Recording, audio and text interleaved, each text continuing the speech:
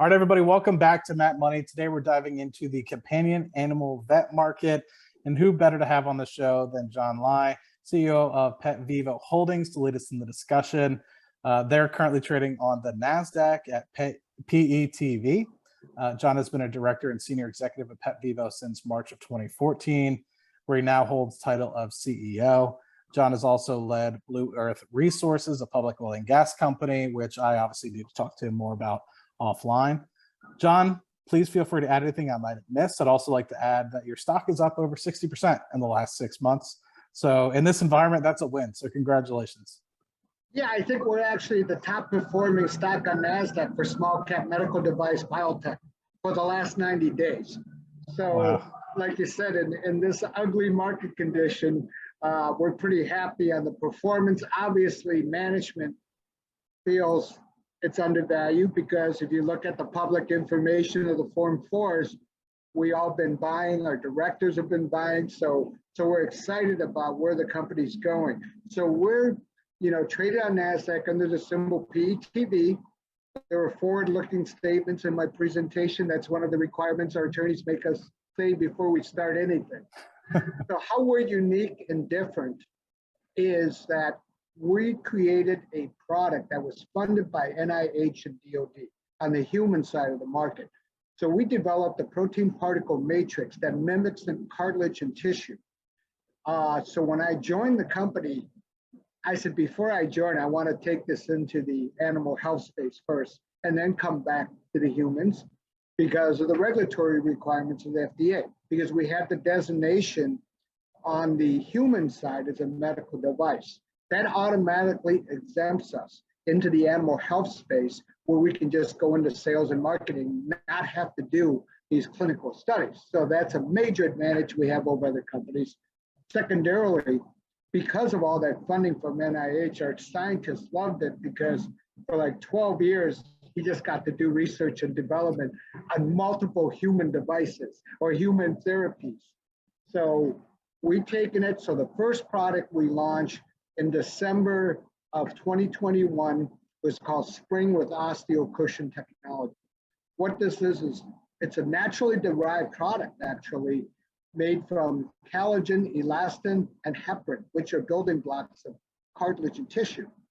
And we derived that to make these particles so it's injected into any articulating joint within the animal. So we're selling right now to the dogs and horses. And we will have a cat product out probably within 6 months. And the uniqueness of this product is it's injected through what is called an interarticular injection. So into any articulating joint, these particles go in. It forms a matrix, then a scaffold. So the joint actually helps and improves over the next few months or the 6 months, and then levels off. Our product lasts on a single injection, we say at least a year. But in real world application, it's lasted well beyond a year.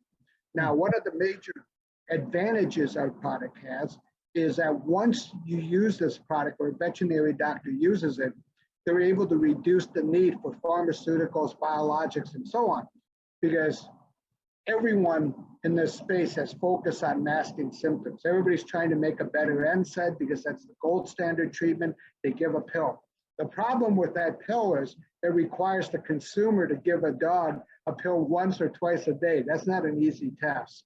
Secondarily, prolonged use of that has multiple negative side effects, such as gastrointestinal tract bleeding, liver and kidney problem. And I actually argue that it helps degrade the cartilage faster in dogs and so on, because if they're not feeling the pain, they're going to run and jump in situations that they would not. So that actually tears it up quicker.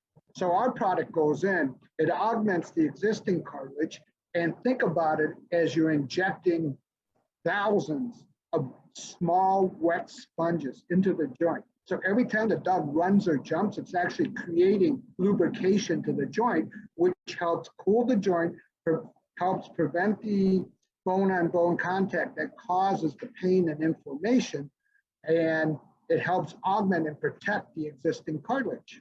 So it works really well from a therapeutic standpoint as well as a prophylactic, because there are certain dogs like labs, German Shepherds, and so on that are susceptible to hip dysplasia.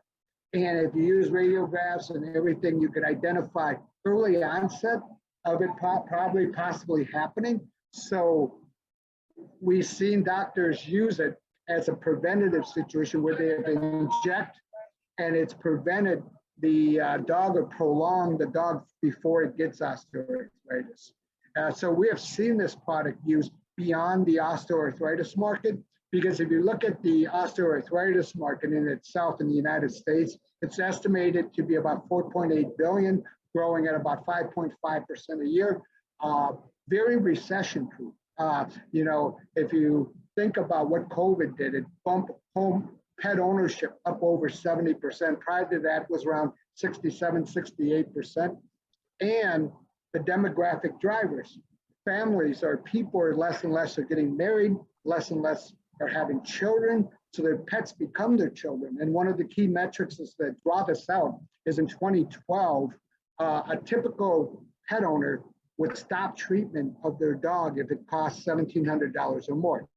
2020, it was $10,700. So you can see the major change in how we treat our animals as part of the family. They literally are children. So we're bringing a product that actually provides better medical outcomes than the current therapy with less of the side effects and better cost advantage. So let's talk about the cost structure. Our product lasts at least a year. Real world, it's lasted well beyond a year. So on the single intra-articular injection, the vet will charge anywhere depending on what part of the country, because San Francisco is going to be a lot more expensive than Charlotte.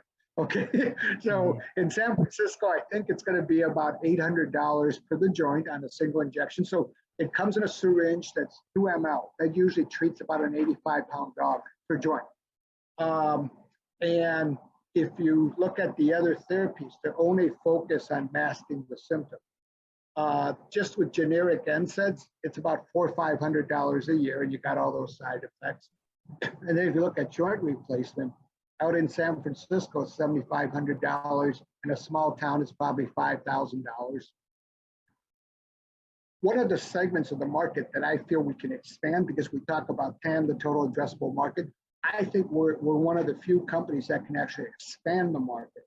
So after you've done stem cells and everything else, the vet says, okay, we got to have surgery. A lot of consumers can't just dish out $7,000, so they end up putting their dog down. Yeah.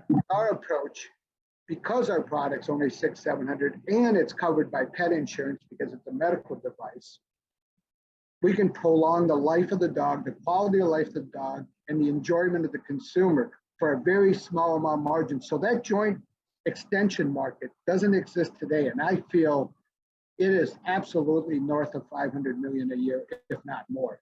Now, the other market that we're addressing into that there isn't really much of other therapies used for it is after the surgery, we have found rehab to be extremely beneficial and time saving. So there's a lot of stress in the animal. By injecting our particle in the surgical joint, it stabilizes the joint and allows the rehab time to be close to be cut in half. But the other benefit that we're seeing from a real world application is injecting the bilateral joint. So about 80% of the bilateral joint will fail within the first 18 months just because of the added loaded stress from having the joint replacement. So we're seeing great data coming out of there, and it's very inexpensive. You know, you don't have to pay for 2 joint surgeries, you're paid for 1, because, you know, some vets are saying, well, there are certain dogs I'd rather just do the surgery and not do the treatment. So it provides an income revenue. And the other thing is, if you look at NSAIDs, $400 to $600 a year for the generic version with all the negative side effects. So veterinary doctors basically today, when they write a script, they don't get to fill the script. 15 years ago, 30% of the revenue were from filling scripts. These days, they take a quick photo of it, the consumer does, and send it off to Chewy or Petco, and they lose that revenue source.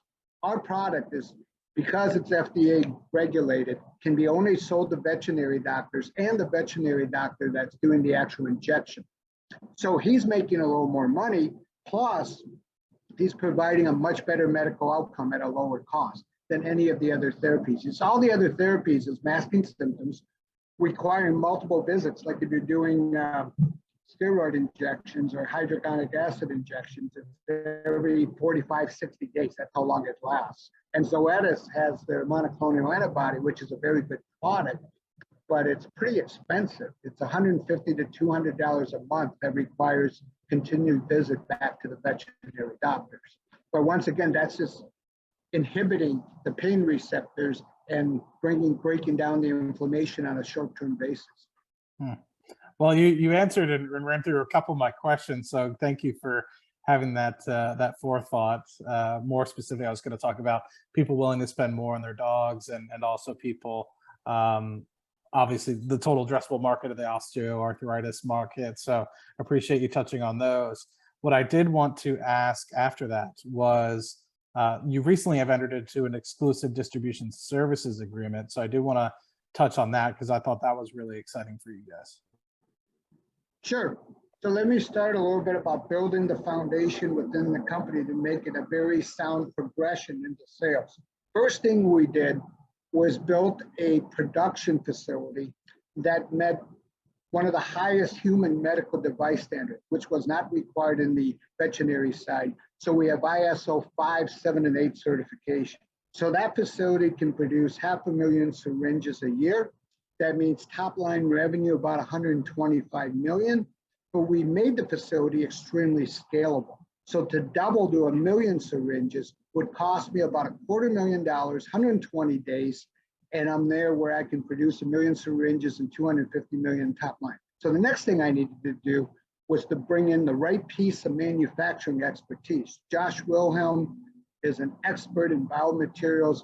He's done manufacturing for Medtronic, Schultz Diabetes, as well as setting up the majority of the clean rooms at the University of Minnesota for human standard certification. So he knows what he's doing. He basically pulled a team he worked with in the past that have built millions and millions of syringes, applications for the human side, which is a lot more stringent. So that's in place. The next thing I did was I need to build the proper marketing exposure. So we've got Russ Sickle. He's got 35 years experience at senior marketing positions with Pfizer Animal Health and Boehringer Ingelheim, the number 1, 2 players in the space. So he's helped us put together a very professional website, one for the consumers, which is petvivo.com, and then sprynghealth.com, which is more geared towards the scientific veterinary doctor, vet tech, to really understand the science behind it, why we're different, and how it's naturally derived and how it's beneficial to be in the animal. So we got that established with sound people. Then the next was sales and marketing. Well, sales, I should say. We got marketing piece. So the sales piece, we brought in Mark Middleton. He was president of Animal Health International. That company went from 30, 40 million in veterinary product sales to the company itself hit probably a high of close to $1 billion. He managed over 300 sales reps in the veterinary space, veterinary device space. So the next thing we did was, in our business plan, we said we were going to hire 35 in-house salespeople. But if you look at the salespeople we brought on, they were all regional sales managers of companies like Covetrus, Merck Animal Health. So they are used to managing a large group of people. We were betting on the basis we were going to get this exclusive distribution agreement with MWI. So there, we're probably 18 months ahead of schedule of getting that distribution agreement, but it's way beyond a distribution agreement. It's a truly partnership agreement.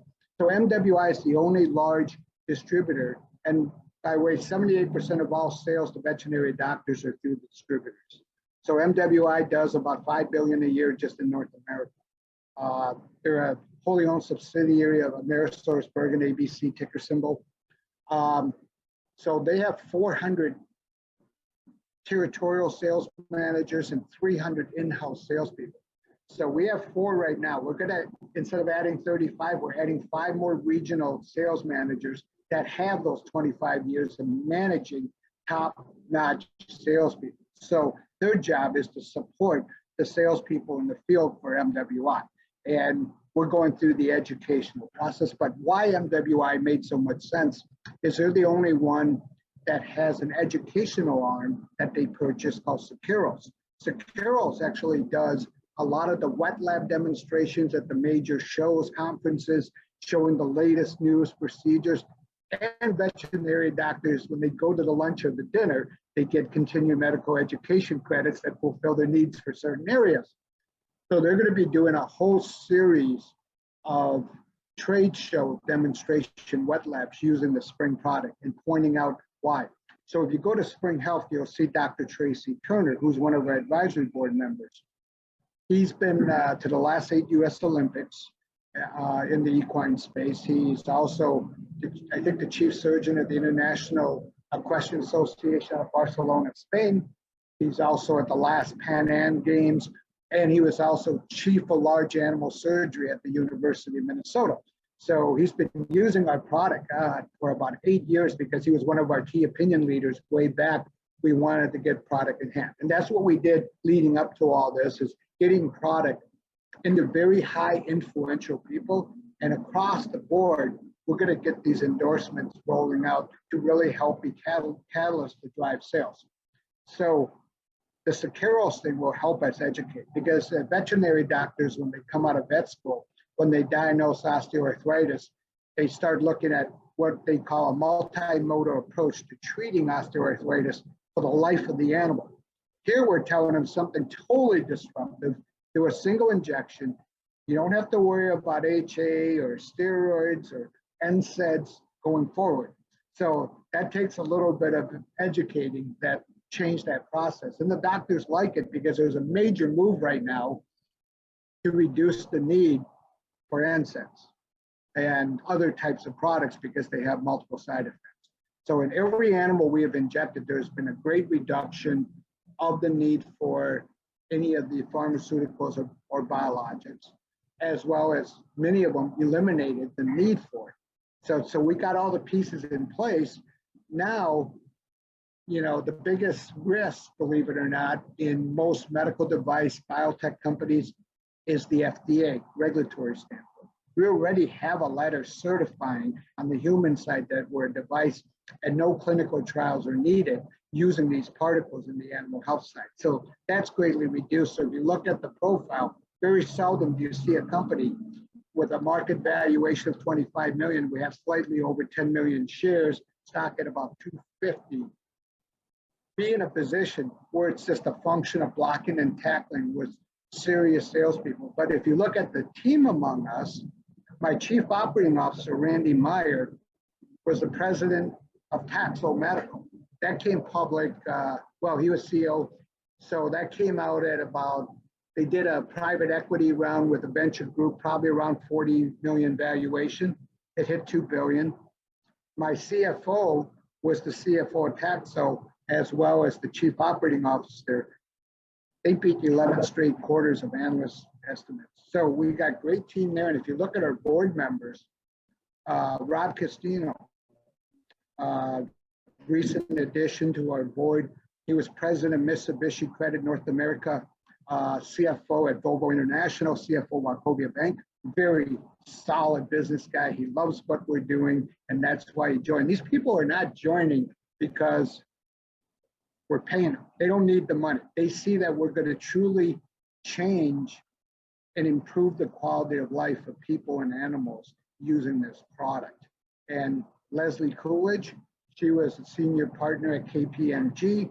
She was actually the senior partner for reviewing SEC audits. So the audit partners would finish, it would go to her or her team, they would review and sign off before an IBM or somebody could file their financials. So we got some very good. Robert Rodelius, he was president, control data president of AT&T Information System, a senior partner in McKinsey Group in Asia, you know, in medical and telecommunications. So when you look at these resumes, you're saying, how does a company like this at this early stage develop a board of directors like that and develop a management team like that? Because we're all passionate about the product and how we're changing and improving quality of life beyond making money. We're going to do extremely well for us and the shareholders in this. And we're aligned with the shareholders. Management and insiders own 36% of the company. There is 2.5 million warrants that are publicly traded under the symbol PETVW. They have a little under 4 years left of life. The conversion or the strike price, in the old days, we say, 5 5/8, but it's $5.62.5. And it's trading, I think, about 30 cents, 35 cents, somewhere around there. Our stock is trading around 250. We have very little debt. Cash-wise, last report was a little over 4 million. And we went on Nasdaq August of 2021, which was literally the toughest month in the last 30 years for a medical device company to go public. And we were oversubscribed by 5.5 times. So there was a lot to be said how the street recognizes this. The biggest problem the institutions have is that we only have 5.4 million shares in the float. The rest of the shareholders don't want to deposit their shares. So I get institutions coming to me trying to buy, a direct block.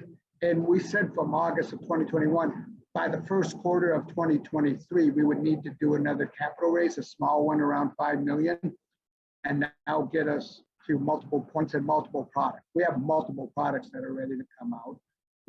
Urinary incontinence for dogs. As part of the NIH study, we did pigs where we injected into the sphincter muscle and increased the mass of the sphincter muscle by 6x. That basically gave the strength and the muscle to block off the bladder from stress urinary incontinence, because that's the problem of most urinary incontinence is stress oriented. So yeah, we're really excited about all this. Yeah, I was going to ask specifically about Spryng. I know that you were said you were going to bring on the feline market, but then I've heard in other interviews that you've done some of the other animals that have been tested. I don't know if you want to expand on that. Yeah, it wasn't really test. That's just used them. Okay, so we have white Siberian tiger at the Seattle Zoo. Dr. Westland just did the injection for that. We had 3 billy goats at the San Diego Zoo.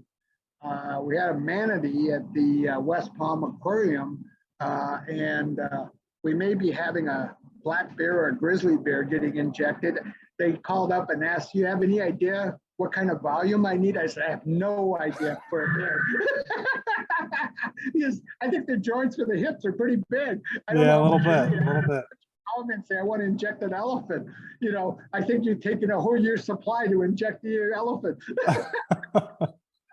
Yeah, I also wanted to touch on the catalyst going forward, but you touched them throughout the discussion. I mean, you talked about the expansion of the sales force and being able to integrate well with the MWI folks. You talked about the further development of the pipeline beyond Spryng. We just touched a little bit on the expanded use beyond cats, dogs, the equine market. Are you also going to test? Curious, I was also going to see if you're going to test international sales as well in the future. Sure. So if you look at the small animal bets are driven on data. Since we didn't have to do any animal studies because all the human studies were so strong and robust, that was the weakness of the model. So we had a study going with Colorado State, and we had dogs, everything was going well, then COVID shut the campus down for a long period of time. Well, we restarted the study. That study won't be done until December of 2023. But the good thing is when we unveiled the dogs, we were able to clearly see there was a major improvement using the Spryng product versus the other product, which was a steroid, standard steroid. So to the point where the doc injected multiple dogs that had the steroid injection with Spryng, and the dogs doing phenomenal. So we know at the end of the day, when the data actually comes out in December of 2023, that's a major catalyst. But prior to that, in May, we engaged a private organization called Ethos. Ethos is one of the larger private research groups, and they have very good reputation. They did work for Kindred, they did work for Eritana, they've done work for Zoetis and so on. They were able to recruit the dogs much quicker because they didn't have the restrictions at university. Because, so what happens, how you get incentivized vets to refer the dogs that fit your criteria is you offer them a bonus. If they refer a dog that the dog gets accepted into the study, meets all the criteria, they get like $1,000 bonus. Universities can't do that, okay? So they were able to do that. That study will be done probably the second or third week of October of this year. So that's a major catalyst now. To get it peer review and so on, it's probably February, but in the meantime, they can do a white paper saying, hey, this is what we found. It hasn't been peer reviewed, but that'll be sufficient for small animal vets to get on the product, because in itself, we injected over 1,000 animals. Word is getting around the various veterinary doctors among their own networks, because every day we're getting calls on our own. We're in the 40 states right now on our own before MWI. So when MWI comes on, which 90% of the vet clinics have accounts with MWI, so we feel that'll pick up significantly. We have other studies going. So within the next 6 months, I think you'll see multiple catalysts in that spot, as well as with MWI, they're just not getting an order from a vet and then we're shipping it out. They're actually buying product in one shot for multiple distribution centers. Title changes hands once they issue the PO. So we have to link up with their EDI system, which it's done. We're running our tests. Our side is good. We're just waiting for MWI to finish. So we're talking any day to pull the trigger on that. And that will be a good catalyst. And then, you know, they have the incentive to let the veterinary doctors know. So they'll do a news release joint with us, telling the veterinary doctors to talk to their MWI rep about Spryng with osteo-cushion technology and how it can enhance your practice and provide a better medical outcome. Yeah, that's exciting news. I really appreciate you walking us through the entirety of the overview. It seems like Spryng has done extremely well. I worked in a kennel when I was growing up at age 13, 14. So I saw, like you had mentioned very early on, the certain breeds of animals, more specifically dogs, that are prone to some of these hip dysplasia problems and stuff like. So I'm really curious to see how this works going forward. John, I just want to thank you for coming on the channel. Viewers, I want you to be sure to check out Petvivo's investor presentation at their website at www.petvivo.com and check out their ticker symbol on the Nasdaq stock exchange at PETV. And yeah, John, is there anything else you want to finish up with before we sign off? No, I think we covered a lot actually. And, you know, the PowerPoint presentation is on our website, so they can go through it and hopefully they'll get a lot of information from our conversation. And I've been in the business a lot of years, and this is a truly compelling story on a risk reward basis that exists out there. Yeah, it's exciting. I'll definitely hope to have you on the channel in the future when some of these studies and some of these other catalysts come to fruition. Great, thank you. Thank you.